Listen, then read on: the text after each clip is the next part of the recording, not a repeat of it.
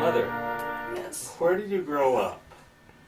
I grew up in a little town of Newton, Utah, which is in Cache Valley up near Logan. How many people live there? Well, when I was born, my oldest sister, Mev, was married and had 2 children. And my oldest brother, Amos, was married. There were 13 of us, not including the baby that died. 13 children, that's a huge family. Did you have a main street in Newton? Not when I was there, but now they have a main street. You mean there was no stores at all in Newton? There was one store and one post office, but there was no designation of what streets were. So when the mail was delivered, it just said Went to the post office. Mrs. Rigby and We lived there, had our home in Newton until, we still owned it until after I was married. I see. And how long did you live there? I lived there through grade school, and then we went away to high school. Mother went with us to go to South Cache High School, and then we lived in Logan and went to Utah State University. Now you said that your mother went with you to high school. She lived with us. We rented a place, and she was our homemaker and mother. And what do you mean us? Who would be us? The us were Milton and Merle, the twins, Sterling, who was just older than the twins, and Liberty. And by this time your father had died, so your mother, yes, this was her family. That was her whole family that was left. My father died when I was 13. What was your mother like? What kind of person? Oh, she was an angel. When you think of raising 13 children, and my father died at the age of 59, so she was a widow for many, many years, from 58 to 95. And she was the most patient and kind and selfless person you could ever imagine. What was your father like? Do you remember much about him? Oh, I remember him well. He had much stronger personality. I mean, when he spoke, you knew he meant business. Did you call him sir? We would answer with yes, sir, and no, sir. But I called him Papa. And of course, he was very kind and gentle with me, as I was the youngest, and he favored me. Do you remember your mother and your father, what kind of relationship they had? Well, to me it seemed as though it was a wonderful relationship. But when I was growing up, my father had given up farming and had taken a job as an auditor for the Inland Grain Company out of Ogden, Utah, and he traveled all the western states auditing elevators to see how much wheat was in each elevator. And he did all of the auditing by longhand arithmetic. Your father had a job as with the Inland Grain Company, but he also ran a farm, didn't he? Oh, he ran the farm with his sons, and then when the sons were grown up, that was when he traveled, and that was when I just remembered him coming home for weekends and time in between, spending time with us at home. Now, did he grow crops there in Newton? Yes, he had a homestead at a ranch on northwest of Newton, about 2 miles northwest, 160 acres. And then he had a farm in the north field of 35 acres, and 35 acres in what they call the south field, where they raised sugar beets and alfalfa and crops like that. Did you keep any livestock or other animals? Oh yes, we always had horses to do. They used horsepower for all the farming, the plowing and harrowing and harvesting and the planting, everything. So no tractor? No tractor, everything was done by hand, and they had to just follow a plow around with the horses pulling the plow and go by hand. Do you remember getting a tractor? I remember it was my brother was taking over the farm, Golden, and then Milton and Merlin were helping. But that was the first time they had any motorized. The first time we had an automobile was when I was about 9 years old. And it was a 7-passenger Studebaker. It was not new, of course. And even then I thought it was just the most wonderful thing you could ever have. So that was in about 1917? I guess it was before then. Let's see. Well, around that time. Mm-hmm. And it didn't have windows? Had a No, canvas top? Just an open Studebaker sedan. Sedan, Phaeton. Isinglass windows. Well, you know, I don't remember about isinglass windows in the Studebaker, but the first car I remember when we were driving to go to Hiram for high school was a Model T Ford, and that had the isinglass. It did. Now, in Newton, driving that old Studebaker, what kind of roads were there? Just gravel roads, if we were lucky, through the main parts of from town to town. But in the town, there was, I can remember. On the way to Logan, you must have been frozen driving in a car with no windows. Well, we didn't make that trip very often, I'll tell you. Do you remember doing it in the winter? I don't remember ever going in the Studebaker to Logan. I remember very clearly going in a high-top buggy. Did you go with horses drawing in the winter time? In the winter, well, you know, you didn't go to Logan very often when I was a child. That was a long trip. We'd have to take hay for the horses. And they always had parking places back at stores where you could leave horses. And there were watering troughs there.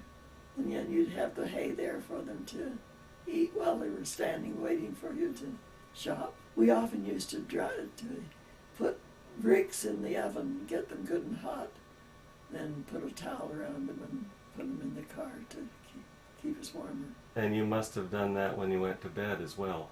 We did. We always had what you'd call like a double sheet outing flannel sheet instead of percale. And, you know, it would fold down and back up over you. And then 2 or 3 quilts and a hot bricks. So the sheet was kind of like a sack? Well, no, it stitched on the wasn't. It bottom? wasn't it was just double. It wasn't joined on the sides, of course, but just long enough to go down and back up. Now, did you have your own room when you were growing up? Oh, never my own room alone. I slept with Mother all the time after Father died. And, well, I think I did before. When he was home, the 3 of us slept in the bed most of the time, as I remember.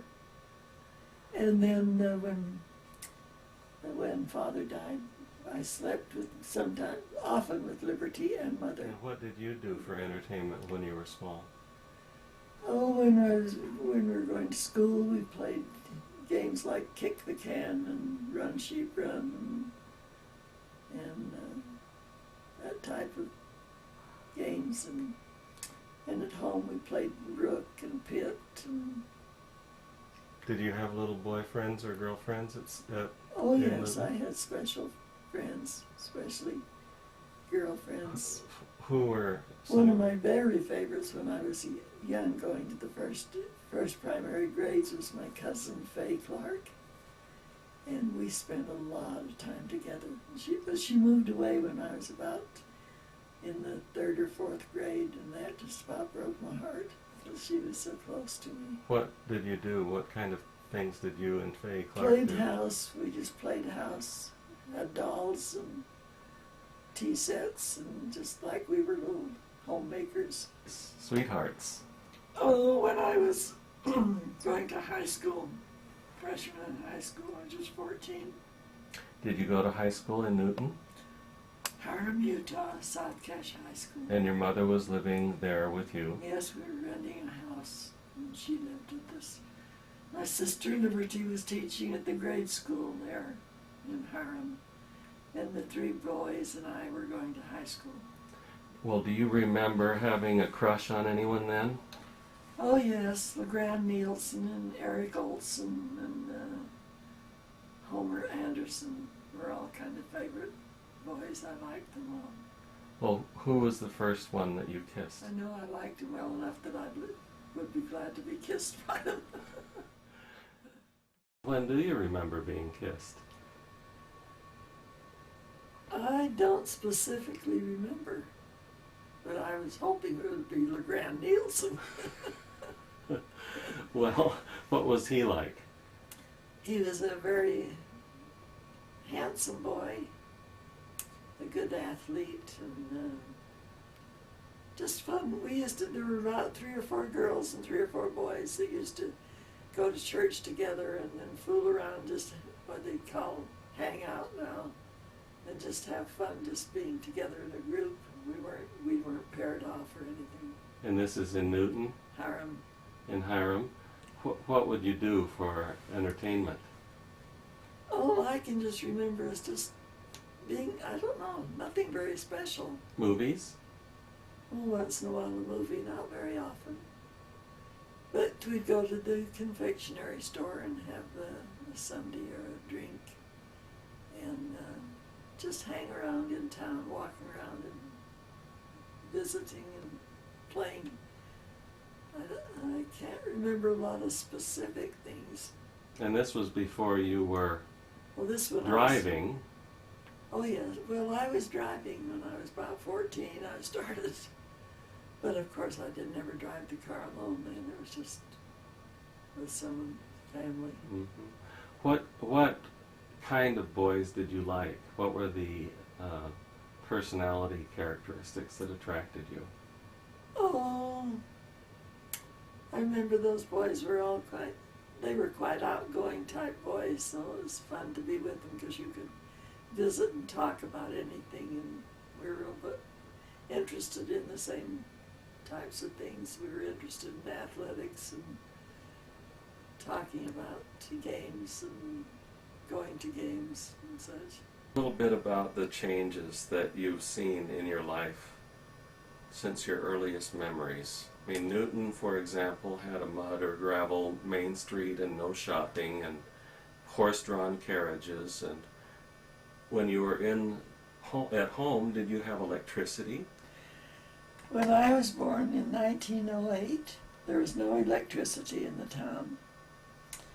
So that meant we had just in our home, which was a nice big 2-story brick home, we had some nice gas lights that hung from the ceiling just like any chandelier that was had gas pumped into it, and then it had a mantle on it with a bright light. We could have a bright light with that gas light, but then you'd have to have kerosene lamps to take you to your bedrooms to go to bed because you didn't have any other lights. The gas lamps were only in the living room? Just in the downstairs? Just in the living room. Because our other living room, which is what they call the parlor, we didn't spend much time in there. Where did you spend most of your time when you were in the house and it was cold? In the big dining room, living room, just off the kitchen. And then, of course, there was always a great big, one of those big stoves in there, wood-burning stove and coal burning. Well, then you had no refrigerator for electricity for a refrigerator either. That's right. We had just a refrigerator that the Iceman would come around every so often, and we'd buy a big piece of ice to put in the refrigerator. And we also had a cooler thing in the cupboard that came from the basement, the cellar, and up through the one side of the kitchen cupboard with just heavy wire for the shelves so that you get the cold air to keep things cool. Well, how did you store food, or did you shop every day? Well, it was mostly things my mother had put up, bottled fruit and vegetables. We didn't store much food besides that, and we had the cellar with lots of shelves with lots of fruit. Did you buy canned fruit, canned foods? I don't remember using canned foods. And of course we had a garden in the summer, and we used our pigs for our bacon and ham, and they would kill our beef and have it cut. And sometime I remember we used to have a storage place where you could put your meat, have it kept cold. So most of the food that you ate when you were young was off the farm. Right. The garden was large enough to support the whole family throughout the summer? That was mostly it. But you know, you didn't eat all the fresh things that you do nowadays as much as now. They don't even, because a lot of the things when I think about what we used to eat, I remember one of the favorites and the very common thing that we would have when we came home from school for lunch would be fresh bread. My mother baked bread every other day, 8 loaves of bread and 2 biscuits, 2 pans of biscuits for feeding our family. And so we'd have this bread which was broken up in pieces. Mother would make a delicious milk gravy using some either bacon or pork some way. And then we'd always sprinkled ketchup or chili sauce over that. And that was really a good hearty lunch. And then going back to school, Mother would give me an egg. I remember very seldom that I didn't have an egg after to stop at the store right across from school. And I would get for that egg a piece of licorice, a stick of licorice then it was called, and a little rectangle piece of Hershey chocolate. That was my special treat. We had one tap into the house with cold water, but the rest of the water we got from a well that we pumped out. It was down in the backyard where we had a big trough for the horses and cows. And that was my grandfather gave us planted poplar trees all across the front block of our property, which would be, well, we had 10 acres in that plot. And my mother would pump water out of the big well pump in the yard and carry buckets of water to water those trees. And she did that until they were big trees When you wanted to take a bath, what would you do for hot water? Just heat it on the big kitchen stove, a big boiler like we used to heat water for washing, and then put it in. I remember our baths were just in a big round tub. Was that in the kitchen? And that was in the dining room mostly. I remember, near the big stove. And we'd have one big tub of water for quite a few of us to take our baths in. How many times a week or month would you bathe?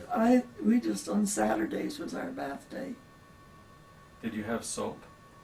We had soap. Mother would buy soap for hand soap, but she made all the soap for laundry out in the backyard with lye and suet and all kinds of fat. And let's see what else. I don't know what else they put in it.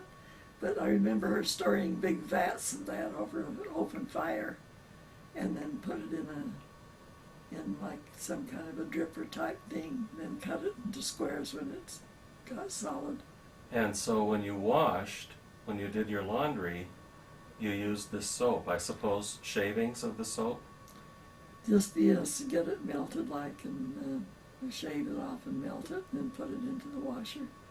And the first washer, of course, for years we had just one that you had to push or pull or or turn it around to get. So it was a hand-activated washer. Right. It wasn't. There was no motor or No, gasoline engine it's on all it. done by hand. And do you remember using a scrubbing board then? Yes, they used a scrubbing board a lot of times. So we were lucky if we had 2 dresses for best, and then we would just wear more cotton things for school. But always had long black stockings, and my mother used to knit our stockings on steel needles. And you never saw her sit down without knitting in her hands. I didn't like those, but they were nice and warm. But What would be a typical outfit for you to wear to school? oh, as I remember, it could be like it could be a dress that had become like a second best dress that I used to use for Sunday, and then when we'd get a new one, then we'd use those for winter wear. Otherwise, it would be homemade. And then you'd wear these long stockings and shoes. What kind of shoes? Shoes are almost always button shoes. And So you had a button hook to fasten them with, you know. And you would do this yourself? Could you dress yourself? Well, yeah, And well, how did you have your hair prepared? mostly I wore it with braids, what they call pigtails, only had 1 on each side of the back. And in those days, of course, there were no personal care products like underarm deodorant. No. So when the boys would come home from a day at the fields They were, and no underarm deodorant and they didn't bathe but once a week, well, they would have to bathe oftener, I know, because they'd come home from work with black faces. So they at least had to clean up a lot better than what we but were once as again, children. cold water, Well, soap that had to be shaved. Yeah, but they heated it on the coal stove, the water in a big tea kettle. And then we had on the side of the stove next to the firebox what we called a reservoir. And that was quite a large little tank that would keep with water in it. And that would keep hot during the day for use for washing. Like a radiator. And it had water in, and the stove kept it hot to do the dishes and hand washing and washing our face and hands, and that had warm water from that. Now, could you drink the water from the Well, tap? we drank the water from the tap. You just and tell us about when you first started going to college. Okay, I graduated from South Cache in 1926, and I entered a contest giving a reading over at the college, and I read Crossing the Bar by Tennyson, and that was just to give an idea, I guess, of what I should go into, you know. And I took the general courses, but I had never taken geometry in high school. So my husband-to-be, Bill Swinyard, was a senior, and for his teaching certificate, he was teaching the students in college who had not had geometry in high school. So I was one of his students, and my freshman year. And we met the first day at school when he was introduced himself as our teacher and taught us a class. And then, if you can believe it or not, he walked home with me that first day after my first class. And from then on, we went out quite a bit. He took me on dates, and it was just to come to see me, and he was always there 10 or 15 minutes early, which used to irk me because I wouldn't even be ready. And he worked in his father's drugstore, the city drugstore, evenings quite often, and used to be paid 50 cents an evening to work in the drugstore. And he didn't have a car either, but he used to come and pick me up, not his first year, when he was a senior. In the spring, I was in the freshman play, but Carol Madsen was we were the ingenue leads. And when Bill found out I was going around with Carol Madsen on some dates. He quit asking me to go out with him. And of course it didn't bother me then because I had another boyfriend.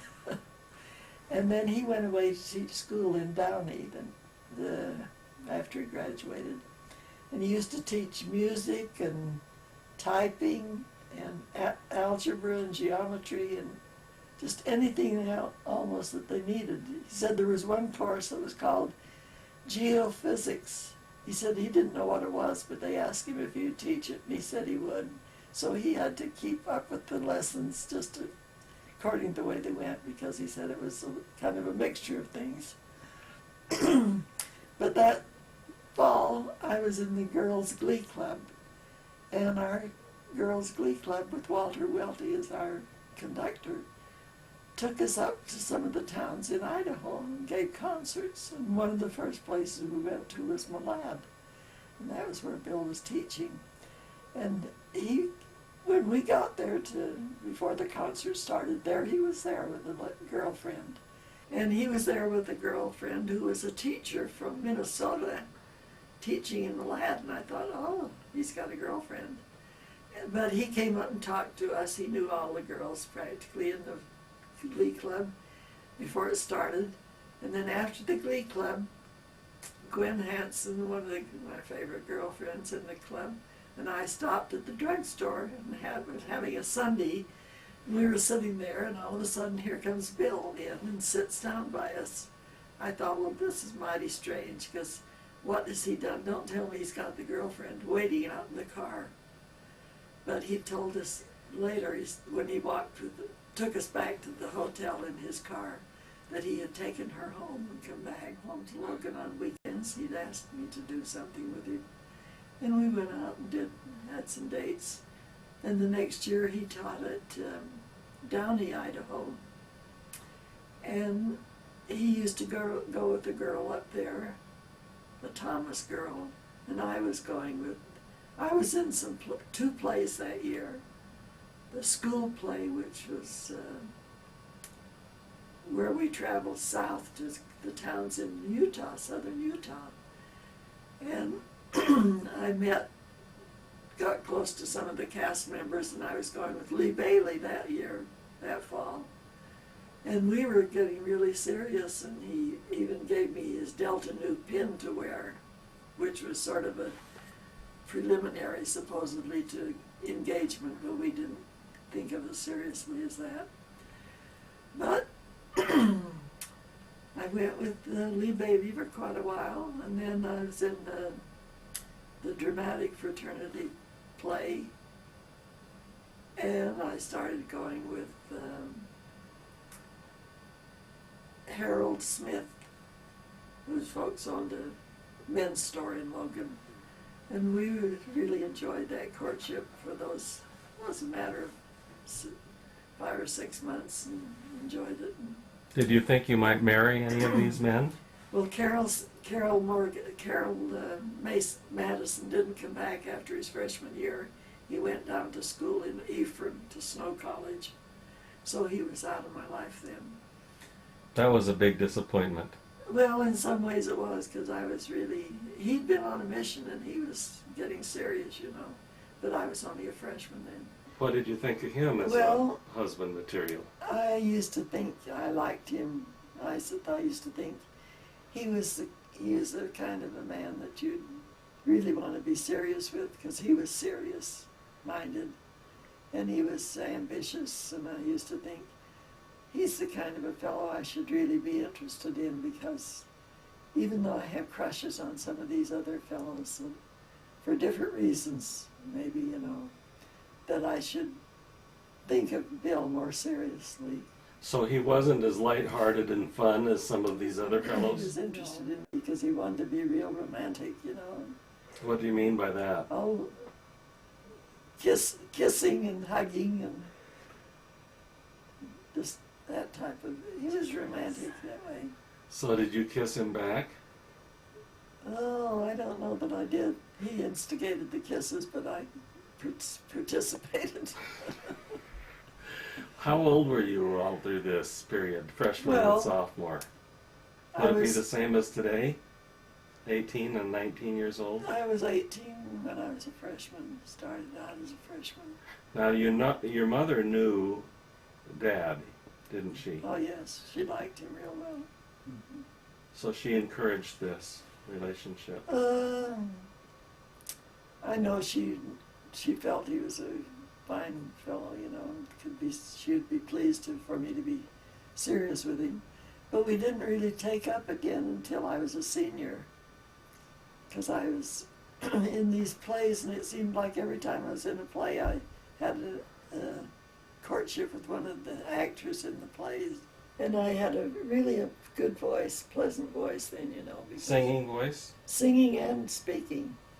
My speaking voice left me quite many years ago, but I did have a very pleasant voice then. So many of these plays were musicals. Well, in high school I was in two musicals in high school, Sweethearts and, let's see, what was the other one? But two very good musicals. No, the plays were all drama that I was in, all 5 of them. But 5 in 4 years? in 4 years. But when I was, when Bill was, when I was a senior and he was still at Downey, he started going with me rather more steady again. And then it was not long after that, though, that he started spending more weekends down in Logan, and we were spending time together. So at Christmas time, he gave me my engagement ring. He told me he was going to get me a diamond. Would I accept it as an engagement ring?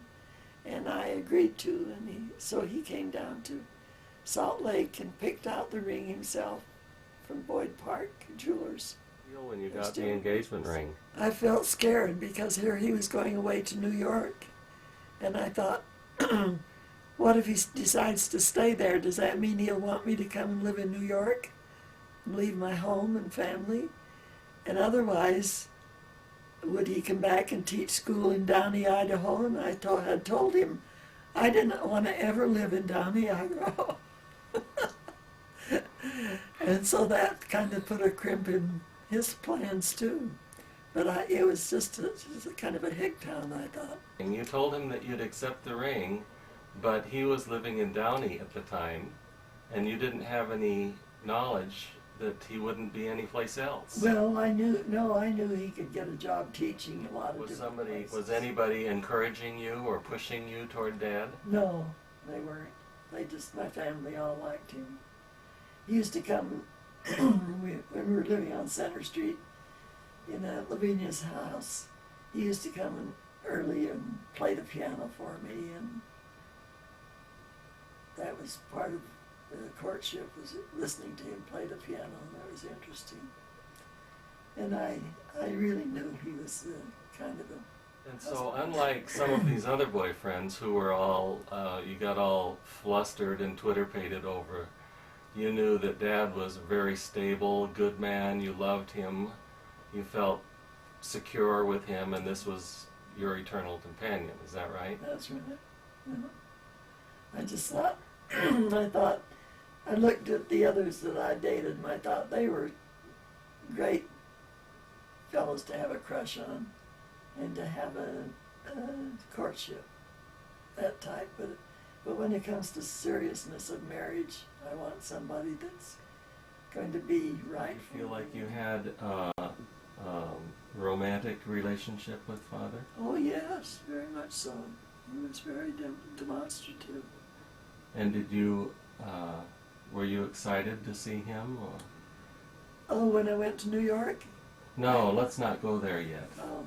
I mean, were you, when he came around, how did you feel? Oh, I was always pleased to see him because he was good company, of course, and we always did some fun things, went to movies, and did you find him to be an entertaining companion?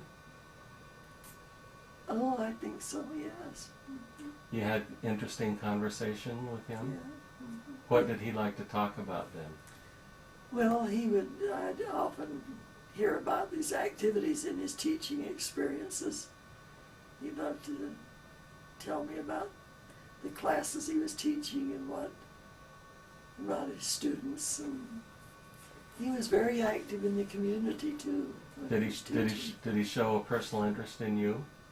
Oh, definitely, yes. He was very, very interested and anxious to be with me.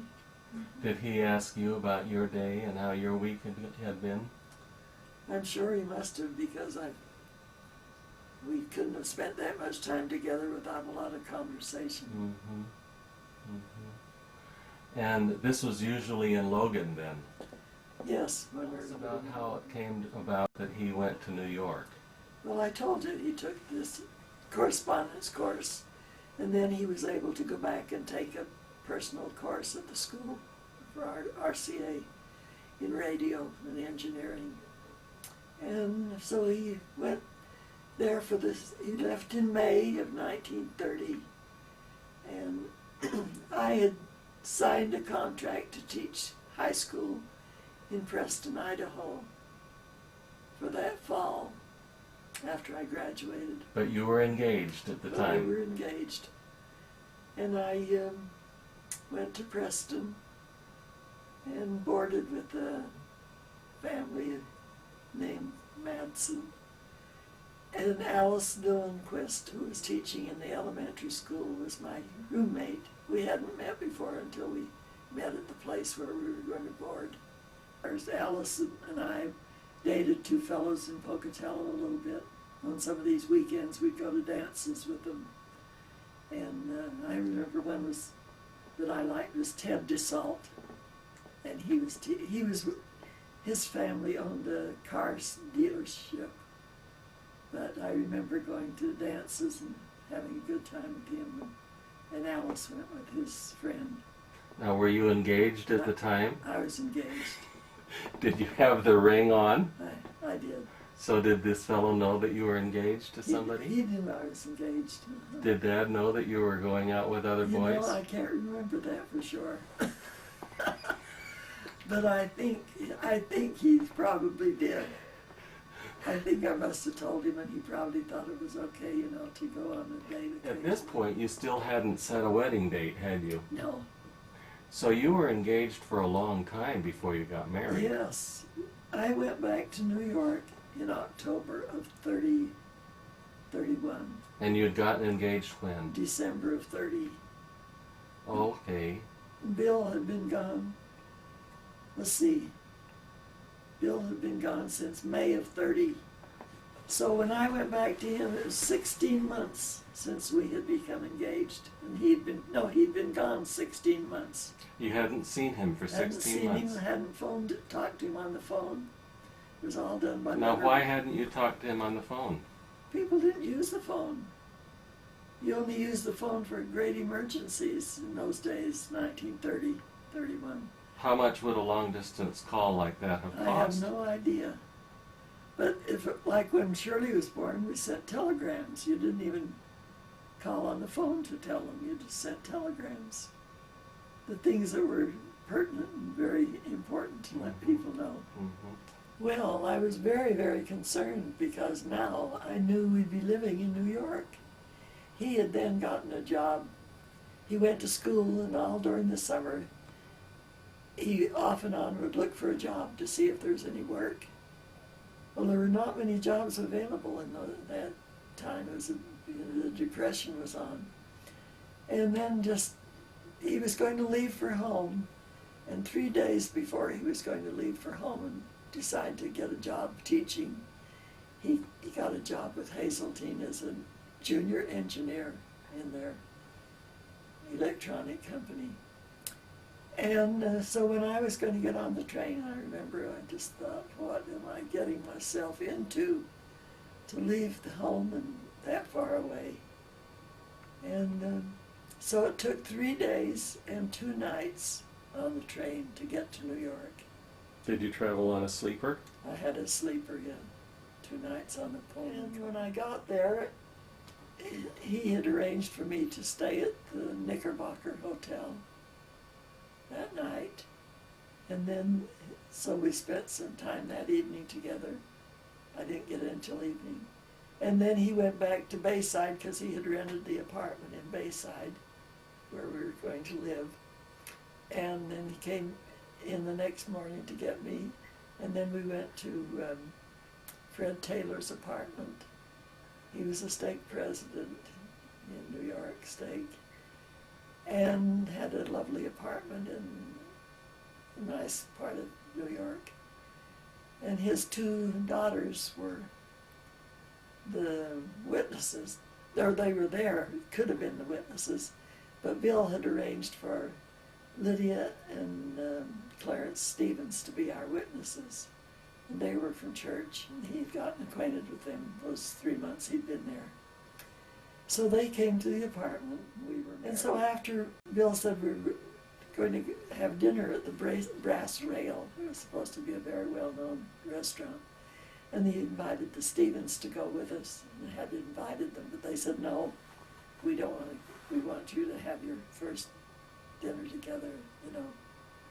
So we went there and had this lovely dinner, and then took the train out to Long Island, Bayside, Long Island. I haven't seen Dad for 16 months. You've spent a part of one day. The next morning, there you are, standing next to him in a wedding ceremony. How are you feeling? Very, very nervous. Were you about to say no, or about to say, let's give this some more time? I thought, I couldn't help but just feel very, very worried, thinking that everything was so completely different. So it was concern about New York and your new living. Was there some concern about whether you were making the right choice with Father? Well, I couldn't help but I wanted to be sure, naturally, and I was. In fact, it was. I can remember I just felt very, very uncertain about everything. I thought, what am I doing? How am I going to live through all these changes? So we just went sightseeing like everything that whole week. Every day we went from morning till night doing things. He had a book called 75 Interesting Things to See in New York, and we covered all of them in that week. Points of interest like Statue of Liberty and Wall Street and Trinity Church, the little church around the corner down on Wall Street. And, just everything. Chrysler, go to the top of the Chrysler building. The Empire Building, State Building was just new too, just finished, I think. And the RCA building was just finished in 1930. So we went to the top of the RCA building, and we went to see the Rockettes at Radio City, and to a play. We went to every play there was that week, plays and musicals. There's lots of musicals in those days. Did it cost just a fortune that week? No, it couldn't cost a fortune, or we couldn't have done it. Because Bill was only making $35 a week, and our apartment was $55 a week, a month. So during that week, did you get some feeling of comfort about New York, of being a fun place to live? Well, I certainly had a good time. I couldn't help but enjoy all those sights. Everything was so different and huge and just more than you could take in almost, but we just had a wonderful week, you know. We'd go back to our apartment each night. And then after Dad returned to work, you continued your sightseeing, didn't you? Oh yes, I used to go in. Mostly what I do, and I would be go into the stores. Oh, okay, yes. Or to a play or a musical, and I did a lot of that just by myself. Were those inexpensive? Were the musicals inexpensive? No, you could sit in the balcony, which would be the gallery, for 55 cents in those days. And and the theaters there are quite small, so you had good seats. And then later, as I got acquainted with some of the people at church, you know, we went to church the first Sunday I was there too. And we were meeting in what they called the Stillman's Gym, which was a gymnasium where they used to train wrestlers and boxers. And it also had the Fagan School of Dramatic Art in that building. And then the church rented the buildings on the place on Sunday.